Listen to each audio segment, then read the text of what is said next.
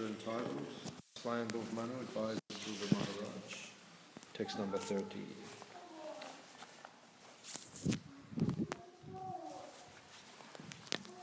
Svam prajagatmani tada bhagavatyananta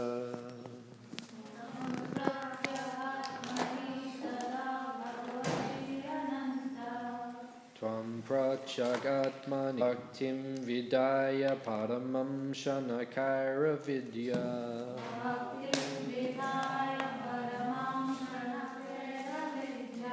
Bhaktim vidaya paramam shanakara vidya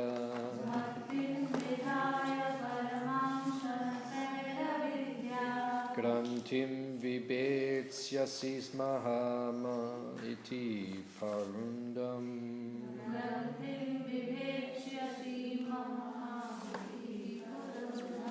It doesn't take three people to set up one camera. Everyone just sit down. Grantim vibetsya simamaham iti praruddam.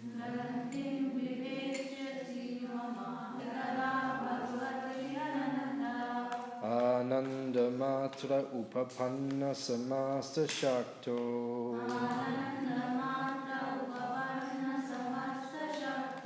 Bhaktim vidaya paramam shanakara vidya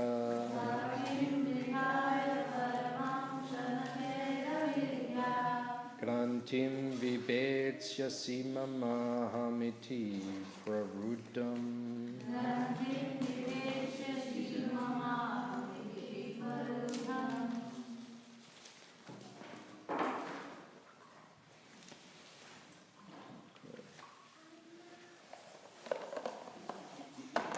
Mataji,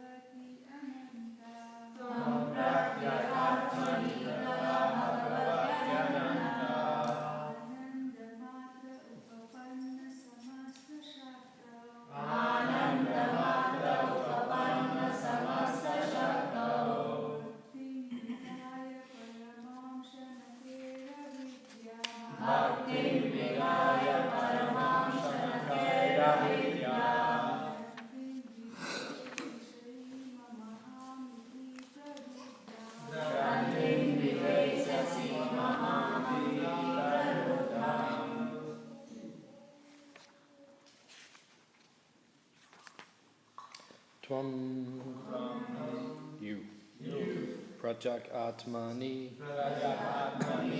unto the Super Soul, Tada, at that time, Bhagavati, unto the Supreme Personality of Godhead, Anante, who is unlimited, Ananda Matre, the reservoir of all pleasure, Upapanna, possessed of, Samasta, all, Shakto, potencies. Bhaktim, devotional service. Vidaya, by rendering. Paramam, supreme. Shanakai, very soon. Avidya, of illusion. Grantim, the knot. Vibechyasi, you will undo. Mama, my. Aham, I. Iti, thus. Parudam, firmly fixed. Translation and purport by His Divine Grace A.C. Bhaktivedanta Swami Srila Prabhupada. Thus regaining your natural position and rendering service unto the Supreme Lord, who is the all-powerful reservoir of all pleasure, and who lives in all living entities as the Super Soul, you will very soon forget the illusory understanding of I and mine. Translation responsibly. Thus regaining your natural position. And rendering service unto the Supreme Lord. Who is the all-powerful reservoir of all pleasure. And who lives in all living entities as the Super Soul. You will very soon forget the illusory understanding of I and mine. Purport. Dhruva Maharaj was already a liberated person because at the age of 5 years he had seen the Supreme Personality of Godhead. But even though liberated, he was, for the time being, afflicted by the illusion of Maya, thinking himself the brother of Uttama in the bodily concept of life. The whole material world is working on the basis of I and mine. This is the root of attraction to the material world. If one is attracted by this root of illusory, what are you guys doing? If you want to play Play-Doh, go and sit down the back somewhere. Don't play at the front. Okay? This is the root of attraction to the material world. If one is attracted to this root of illusory conceptions, I and mine, he will have to remain within this material world in different exalted or nasty positions. By the grace of Lord Krishna, the sages and Lord Manu reminded Dhruva Maharaj that he should not continue this material conception of I and mine. Simply by devotional service unto the Lord, his illusion could be eradicated without difficulty.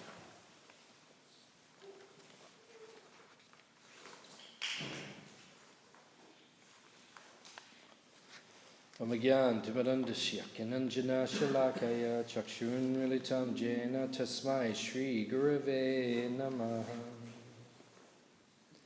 Sri Chaitanya Manobishtam Stapitam Yena Bhutale Swayam Rupa Kadamayam Dadati Swapadantikam Vancha Kalpatarubhyascha Kripa Sindhu Evacha Petitanam Pavanebhyo Vaishnavebhyo Namo Namaha. Jaya Shri Krishna Chaitanya Prabhu Nityananda Shri Advaita Gadadha Shivasadi Gaura Bhakta Vrinda. Hare Krishna Krishna Krishna Hare Hare Hare Rama Rama Rama Hare Hare.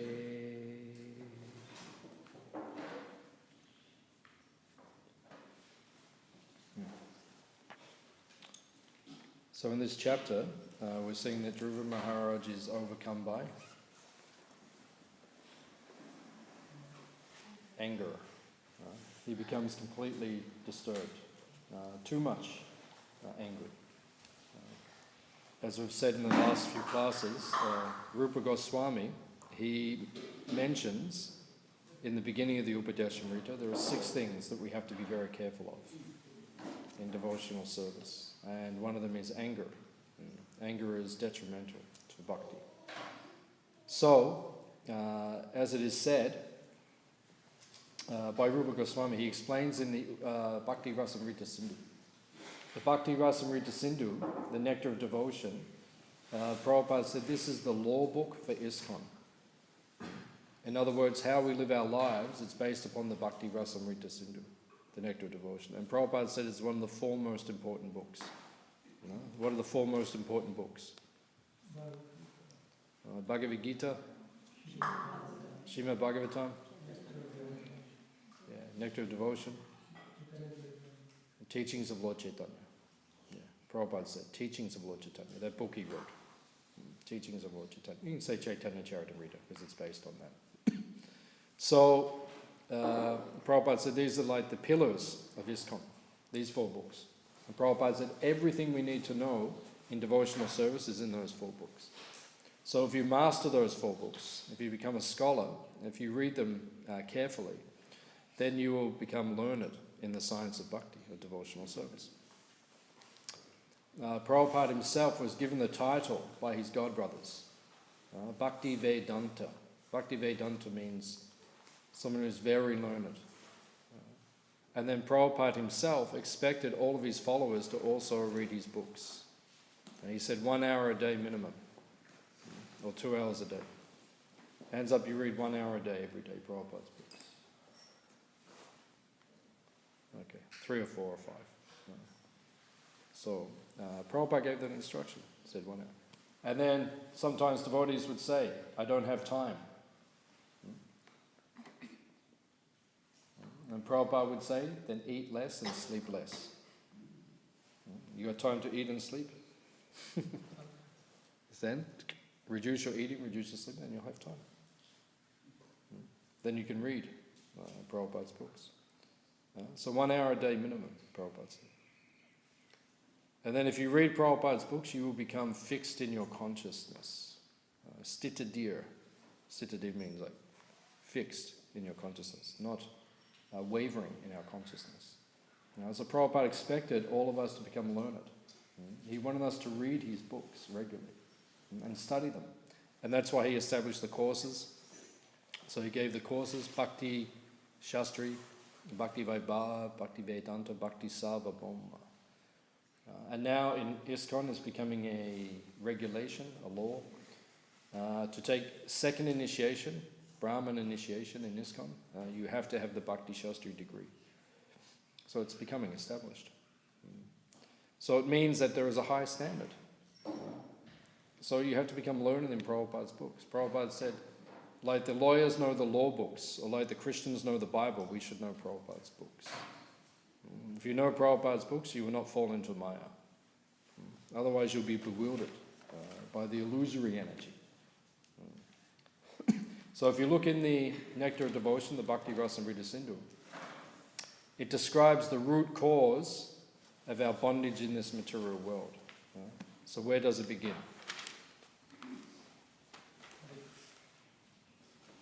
Avidya. Yeah, avidya. Avidya means? Ignorance. Vidya means? Knowledge. The soul is Sat Chit Ananda, full of eternality, knowledge, and bliss. So originally we were full of knowledge. What is perfect knowledge? Perfect knowledge is Krishna consciousness. When you are conscious of Krishna, that is knowledge.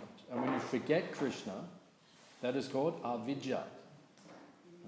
When we forget Krishna, then that is illusion.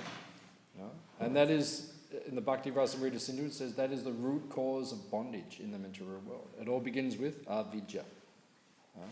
Forgetting Krishna. Krishna, bahir mukh, means turning your back to Krishna. One time Prabhupada explained, the Western people, they are a long way from Krishna. You have to make someone, a Westerner, into a devotee. They're a long way from Krishna. You have to bring them very carefully. Prabhupada said, when you are preaching, it is like when a mother is breastfeeding the baby. So the mother is breastfeeding the baby. If you give too much milk, the baby will regurgitate. If you give too little, the baby will have pains and become sick. So when you're preaching, it has to be like that. If you give too much Krishna consciousness, people say, oh, and they go away. You people are fanatics. And if you give too little, they don't develop. So it's like you have to be daksha, expert, when bringing someone to Krishna consciousness. Bhakti Siddhanta Saraswati Thakur, Prabhupada's guru, said, you have to shed gallons of blood to make one person a devotee. It takes a lot of work to make someone. So Western people, you have to bring them very carefully, very slowly. Just like at our farm, we're preaching. Now we have 3 Western people who are chanting 16 rounds every day. And then a few others who are chanting every day also, Westerners. It takes a lot of effort. And you have to be very careful, very gradual. A lot of care and attention.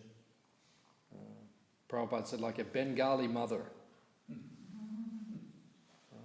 have to have the courage of Prabhupada said, when you preach, you have to have the courage of an Englishman and the heart of a Bengali mother. Preaching means you have to be courageous, bold, and also very soft. And look after the people, very tender. Then you can make people into devotees. So the Western people, you have to gradually bring them in. And Prabhupada said the Indians, they're very close to Krishna. Western people a long way, you have to bring them in. Prabhupada said Indian people are already devotees, but they have their back turned. So close to Krishna, well, you have to go, then they see Krishna, and then easy. Already devotees, Prabhupada said. But Bahir means back against Krishna, ignoring Krishna, and confused. Just like the Bhagavad Gita. Bhagavad Gita has 3 sections. What are the 3 sections of the Gita? Karma Yoga, Bhakti Yoga, and Jnana Yoga. 3. 3 divisions. And if you look at the Vedas, all of the Vedic knowledge, it's in these 3 divisions. It's Bhakti, Karma, Jnana. And then we call Upasana Kanda. Jnana Kanda, Karma Kanda, Upasana Kanda. And then the Bhakti section, which is there. But basically these 3 divisions. So, Western people, what is their main obstacle to surrendering to Krishna? Calm. They're too much in sense gratification. So you have to bring them out of sense gratification. Not so easy to do. Because sense gratification, it is addictive. Vishaya Charya. Narottam Das Thakur says, this is what keeps us in the material world. The desire to enjoy the senses. Western people are very attached. Hard to bring them out from that desire for sense gratification. Prabhupada came to America and then he was giving a lecture at the Ratha Yatra in San Francisco, Golden Gate Park, Hippie Hill. Prabhupada's giving from the Ratha Yatra cart, Prabhupada is lecturing.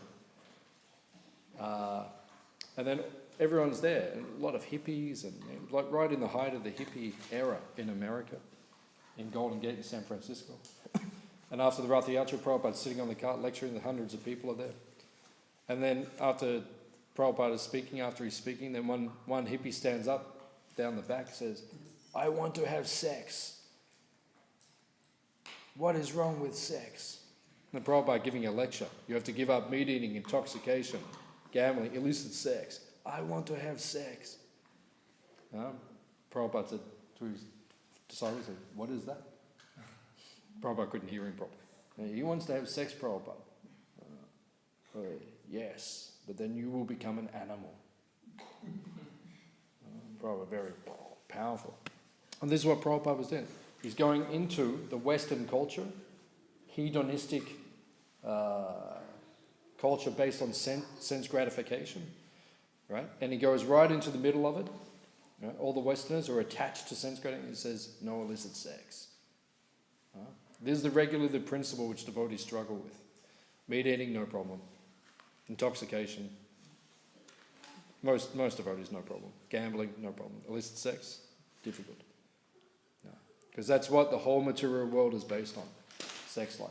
Prabhupada says in the first canto, first chapter, first verse in the purport, he says, sex life is the active principle of the material world. Right? The whole thing just goes on by Sex life, that's all. Just like right now, there's a big traffic jam on the Westgate Bridge. All because of one thing. Sex life. Right? All the big buildings, Rialto Tower, Eureka Tower, all that, it's all sex life. All these things, everything is, the material world, it's all based on this one thing. So Prabhupada comes in the middle, and he says, give it up. And just serve Krishna. Prabhupada came right into the heart. So the Western people are too much attached to sense gratification. So we have to deal with them very gradually. And how do we help them to give up their attachment to sense gratification? Very good. Yeah. Krishna says in Bhagavad Gita, param jushtva nivartate. Nivartate means you can give something up if you have something better.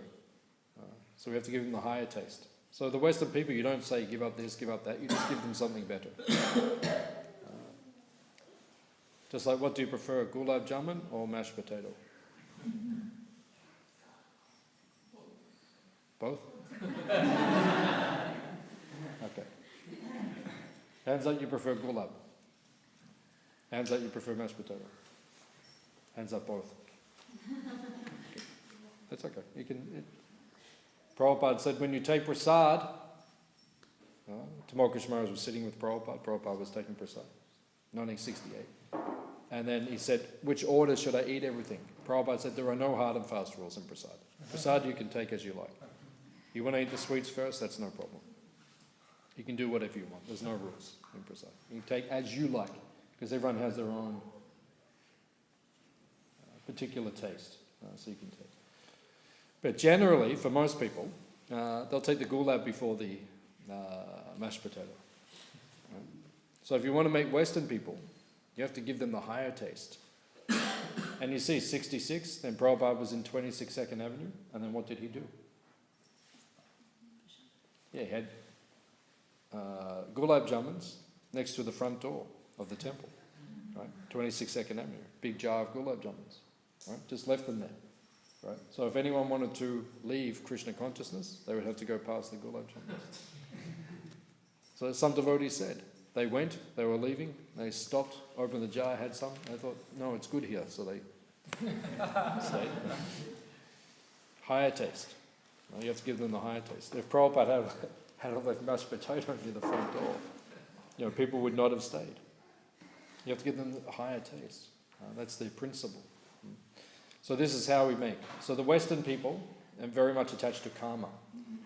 The Indian people, these days, because Kali Yuga is progressing, also karma is a big problem. Sense gratification is a big problem. But Prabhupada pointed out, their problem is jnana, misconception. They're close to Krishna, but they have the back because they have misconception. They don't understand the philosophy. They think they understand the philosophy. You meet the Indian people, I know. Bhagavad Gita, I know. I know.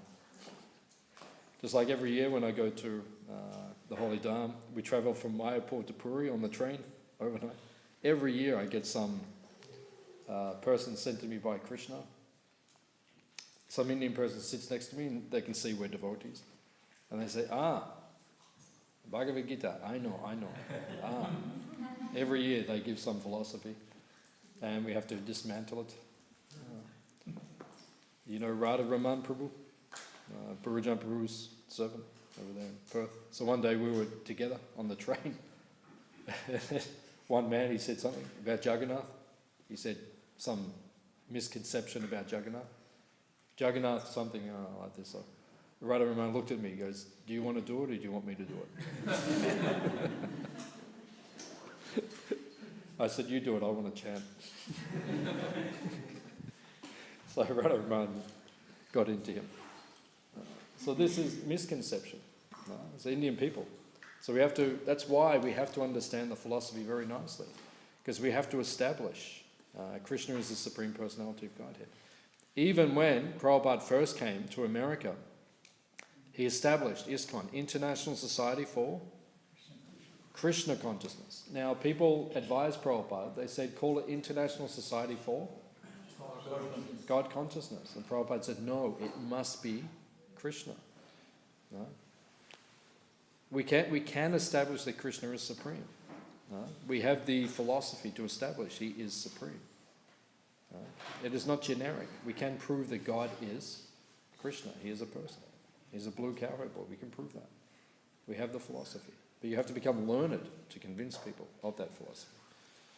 Even when Prabhupada went to India, he sent his disciples to South India. And in South India, Krishna is not as popular.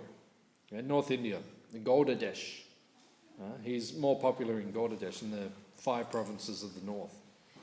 Panchadravida, in the southern, if you're reading Chaitanya Charitamrita and Adi Lila, Prabhupada explains this. 5 provinces in the south are called Panchadravida. It's a different mood of bhakti down there. It's more Vaikuntha worship. Narayan is more, you don't see as many Krishna temples south. Yeah, some are there. Dupi Krishna and like that. But mostly it is Narayan, and Ramachandra is very prominent. So Prabhupada sent the disciples to preach in South India. They wrote back to Prabhupada and they said, people down here, they understand that Lord Ramachandra is supreme. And that's how they think about it. Ram is supreme.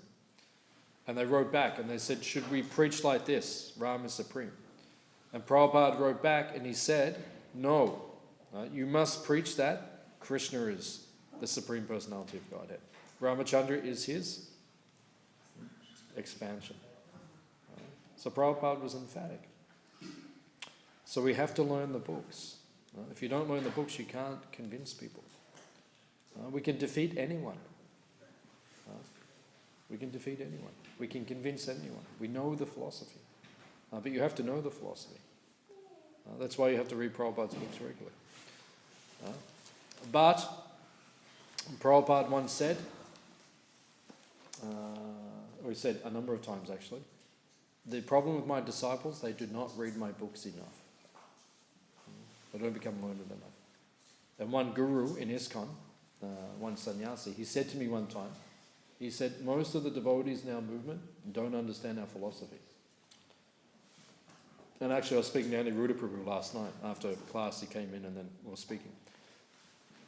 And he said that many devotees are coming now for initiation in the congregation, but they don't know enough, actually. So we're upping the standards for education.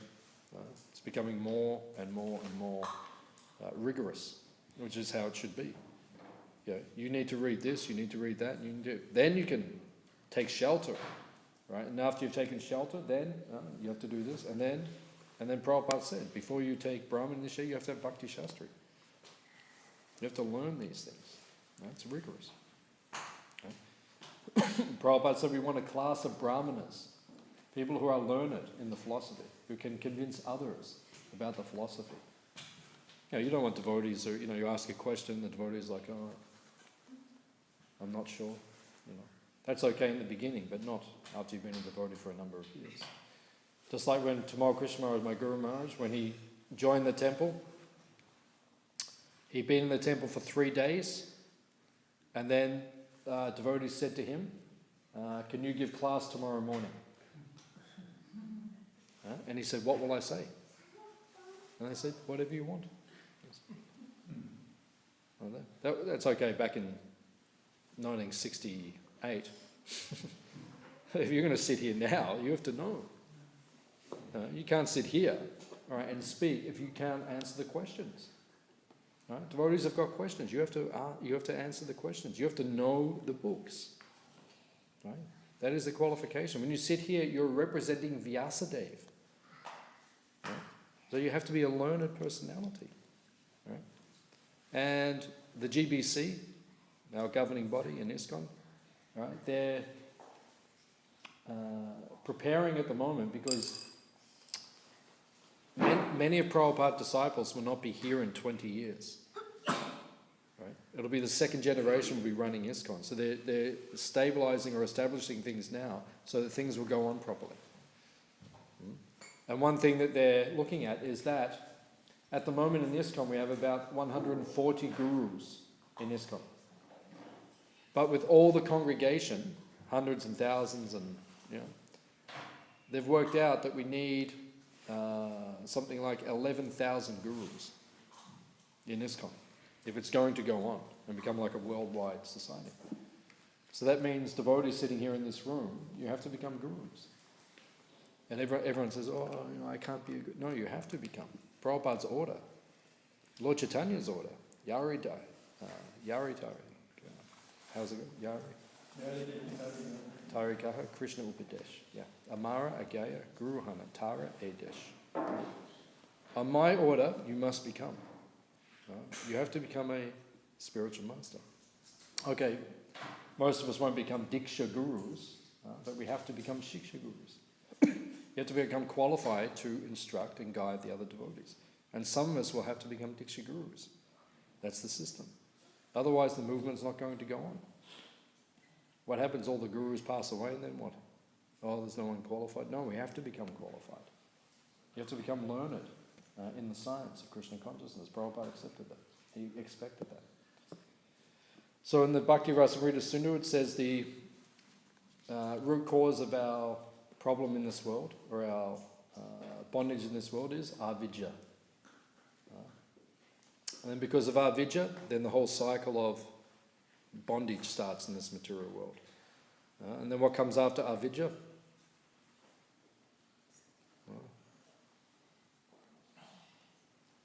Bija, Kuta. What is the order? Bijam, then? Papam. Kuta? Aparabda. Parabda. Then where will you put? Then you'll put Kuta. Okay. So you want to do it like that? Okay. We'll get the order correct. That's it. So first of all is Bijam. Now what is Bijam? Seed. A seed. Now what seed is that? The seed for Pap. Pap means sinful activity. We came to this material world. Prabhupada explains, originally we were all Krishna conscious. Prabhupada says that 1966 on the Krishna Conscious Happening album. You hear Prabhupada, Hare Krishna, Hare Krishna. That album, that was produced in 1966. Prabhupada lectures a little bit on that album. He said, originally we were all Krishna conscious, which means we all came from spiritual world. We were with Krishna, Vaikuntha or Goloka, hopefully Goloka. Right? So we were with Krishna. But then, what happened? You want to be independent. So Krishna said, no problem. Go and enjoy yourself. And then you went into this material world. So now we're in the material world. This is called avidya. We forget Krishna. When Prabhupada says in the 8th canto, when you first come into the material world, you take birth as Lord Brahma or a great demigod, a Prajapati. He used to be Lord Brahma. Do you remember? He used to have four heads, 4 faces. Chaturmukha. You remember? We used to be. We were Brahma or Prajapati, great, powerful demigod. When we first came here, that was the first birth. So we were still devotees, right?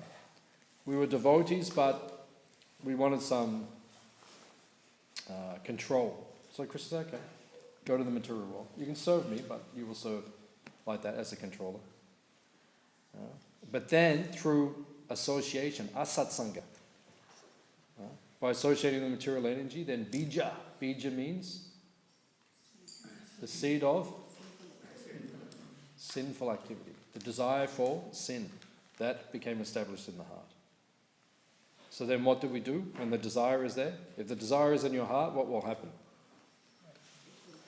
Right? It will come out in your words and it will come out in your deeds. That's why you have to cure yourself in the mind, in the consciousness, the chitta. You have to remove the desire for sinful activity. You can't just say, okay, I'm going to follow the 4 regulative principles. You have to remove the desire to commit that sin. That's the secret. Because otherwise you'll struggle. Externally you can say, I'll cut these things off, but the desire is still there. Krishna says, 3rd chapter of Gita, that is called Michyacha. Means outside you stop things, but inside still meditating on. Money and women in the heart. Sex life and wealth. This desire is there within the consciousness, the chitta. So then, that beads, that desire, if we act upon it, then it becomes pap. Pap means you commit a sinful activity. And then if you commit the sinful activity, then what takes place? You get karma. And that is called, first of all, aparabdha karma. Aparabdha means we did sinful activities previously, in our previous life or in this life, but the fruit has not come, the reaction did not come yet. It is waiting. It is all in our subtle body and it's going to come. How does that make you feel? Scared. Right? Scared. Because it's all coming. It's all in our subtle body. It's just waiting to manifest. And it will manifest. That is called aparabdha. And then, when it manifests, that's called parabdha. That means the karma is manifest now. It comes out. And now we have this problem, we have that problem, we have debt, we have ill health, we have a bad marriage, we have debt, ill health, and a bad marriage. We have, it all comes. That's the parabdha. And then that leads to kuta. Kuta means like a sinful proclivity. It becomes like embedded in our consciousness that we can perform sin again and again. We become conditioned to it. And that's when we become nityabada. Nityabada means conditioned to perform sinful activity. You become conditioned. And you just keep doing it again and again and again. Even though we know we should not do it. Arjuna says to Krishna, 3rd chapter of the Gita, Krishna, sometimes I know I should not do something, but I do it anyway. What makes me do that? What does Krishna say? Kama esha, krodha esha, rajaguno, samudbhava. Krishna says, it is kama only, Arjuna. It is your lust is making you do it. That's your sinful proclivity. It's within you. I know I should not do it, but I will do it anyway. That is. So therefore, Krishna is saying, we have to give those things up. You have to get the higher taste and purify yourself, and give up that desire. You have to break the cycle. Otherwise, you just stay here in the material world, birth after birth. Just like in the morning. What are the prayers we sing at Mangalati? What are those prayers called? It's actually called Guru Vashtaka. But we quite often devotees say the samsara prayers. I'm praying for samsara. Krishna, please keep me in the samsara. Davanala. Nita loka. Davanala means a forest fire. Birth and death is like being in a forest fire. Hands up if you feel like you're in the forest fire. Good. That's good. That's Krishna's mercy. If it's intense, that's good. Because when it becomes intense, you'll give it up. Otherwise, you won't give it up. I know myself, I'm seeing. I've been practicing devotional service in this lifetime for a number of years, but the desires are not going away. It's only when you suffer that Krishna forces you to become detached. We need Krishna's help. Otherwise, I know myself, the desires don't go away. I mean, they get smaller or manageable or whatever, but the actual root of it does not. You have to suffer. Suffering is Krishna's mercy. Suffering in the material world, key. Enjoying yourself. When you become advanced in devotional service, you accept the suffering as Krishna's mercy. Queen Kunti says, let it come again and again, because then I remember you. That's the consciousness of advanced devotees. So in this material world, we're bound by avidya, Right? And if you want to get out of this cycle of birth and death, Krishna says at the end of the Gita, right? Please, Arjuna says, give me your final instruction. Krishna says, Mamana Bhava Mabhava. He gives 4 things. Then Arjuna says, it's not written in the Gita, but the Acharyas say, that Arjuna says, just give me one thing. Right? Then Krishna says, Savadhaman Purujaja, Mam Ekam Sharanam Vraja. That one line, that's the whole Bhagavad Gita. Mam Ekam Sharana Braja. Just surrender unto me. Then you can destroy. Moksha Yashami Masucha. Moksha means, I will liberate you from all of the problems you have in this world. So we'll stop here. We'll see if there's any questions or comments. What we discussed.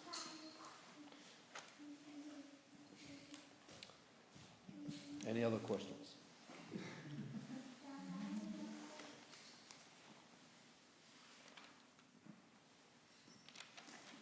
Okay, I'll take one more. Any questions? You said that when you fall down from the spiritual world, you become a demigod. Yep. Then, so as a demigod, we do not accrue any pious karma. We only burning up our good karma, and that's why we fall down in the material world, like on the earthly planet. Is that? When you first come, there is no karma because you just got here. Right? It's like when you arrive somewhere. Say you go to another temple, right?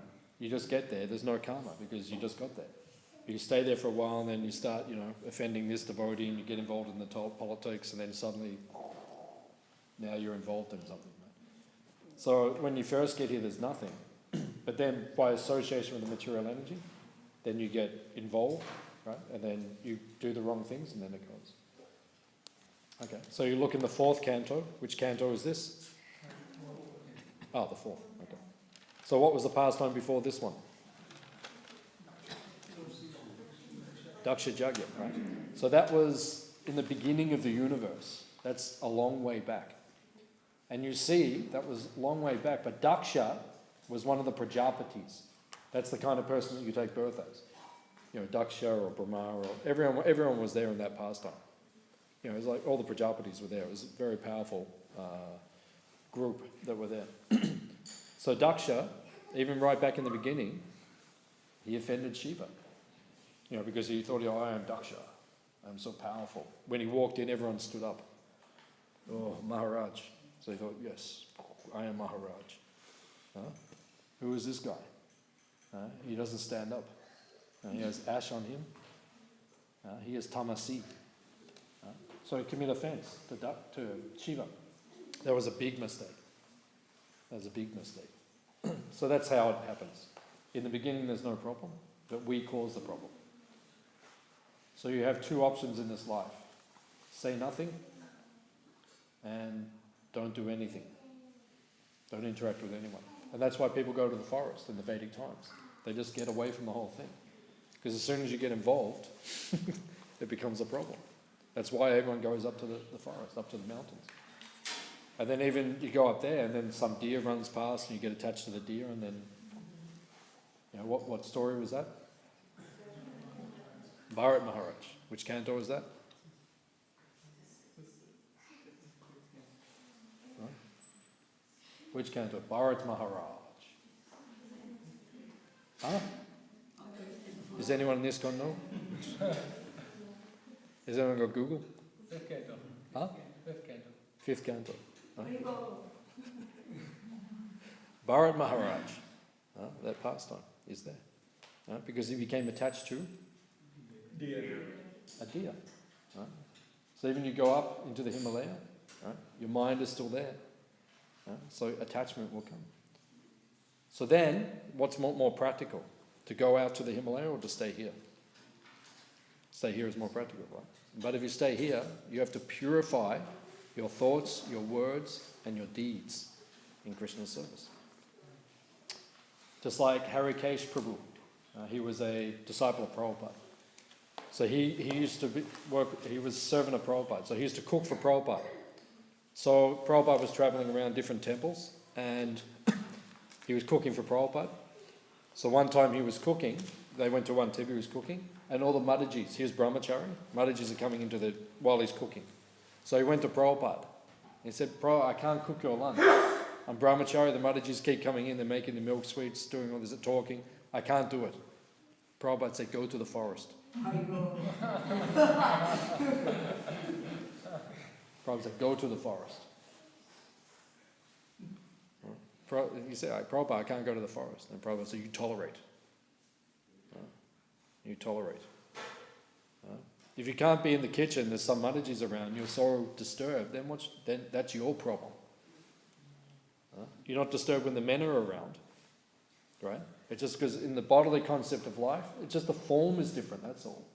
In Maya, we get attached to a form, and because we think I am one form, that is another form, we become attracted and attached, and it disturbs our consciousness. Actually, it's just different forms.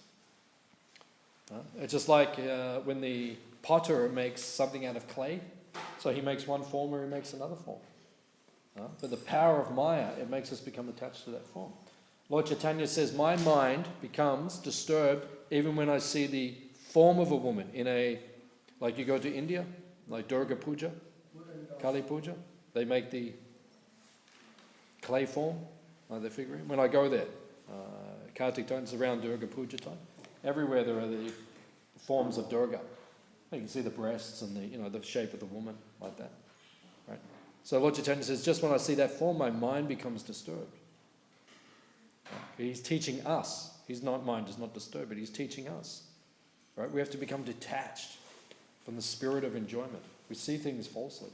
We see things materially. So we have to rise above these things. Is that okay? Do you want to add anything?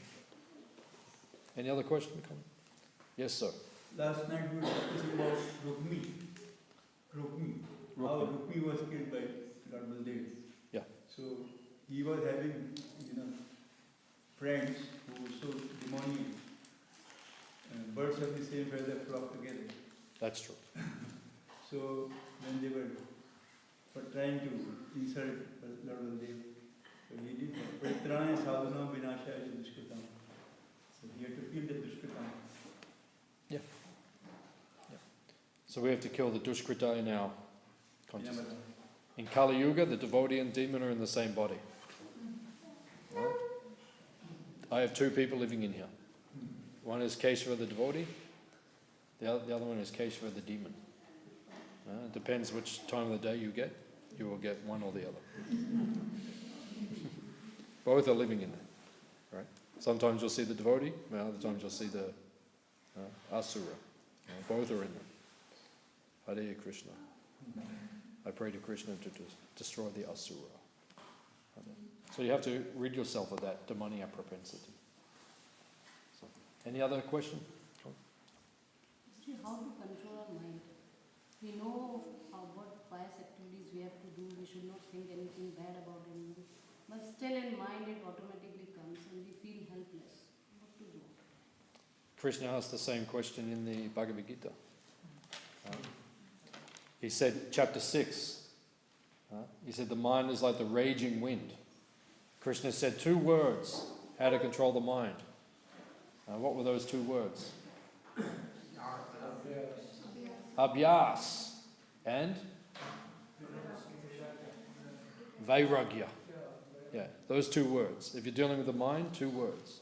Abhyas means practice. Yeah, you have to beat it. Bhaktisiddhanta Saraswati Thakur, Prabhupada's guru, in the morning, 100 times with shoes. Evening, 100 times with stick. So you have to beat your mind. It means you have to practice again and again. If you keep following this process sincerely, right? If you do it properly, the problem is a lot of devotees don't do it properly. That's the problem. Process is perfect. There's no problem. We don't do it properly. You chant japa, you have to chant japa. I see devotees chanting japa and talking and reading the notice board. That's not japa. That's offensive chanting. That's inattentive chanting. That won't get the result. That will take you lifetimes. You go lifetimes before you go back to Krishna. If you do it properly, chanting attentively and deeply and meditatively, then gradually, if you keep following that process, the mind becomes easier to control. And vairagya. Vairagya means you have to become detached. So what does the mind say? Same thing. My mind says same thing. Same thing it was saying 10 years ago, it was saying 20 years ago, 30, same thing. I'm chatting my japa. Oh, Keshava, I think we should do this. Yeah, okay. I heard this before. Okay. Hare Krishna, Hare. No, I think we should do this. Okay. We'll do it later. Okay? TK? Okay. Hare Krishna, Hare. Like that. You have to become detached from it. Don't let it control you. So you have to practice. It takes time. So the question is how to control the mind. Right? If you understand how to, tell me. By practicing. Yeah, that's the thing. It's practice. It takes time. Rupa Goswami says, Utsahan, Nishchayat, Daryat. In devotional service, you have to be patient. You won't become perfect in 1 year or 1 week. It will take time. You have to be patient, steadfast, determined. You will get there. Okay? You want to add anything? Guruji, if we are thinking something wrong, it means we are creating bad karma. If only thinking, we are not doing. If you think we something, are not doing it purposely. It's automatically coming. if you think something bad about one other devotee, Yeah. do you get reaction? Not in Kali Yuga. Yeah, because if you got reaction, you'd probably be dead in about 2 days. So in Kali Yuga, there's no reaction for the thinking. But the problem is, if you keep thinking it, it will come out in your words and your deeds. So you've got to learn to think the opposite way. Think nice things about the devotees. See the good qualities. Please. Any other question?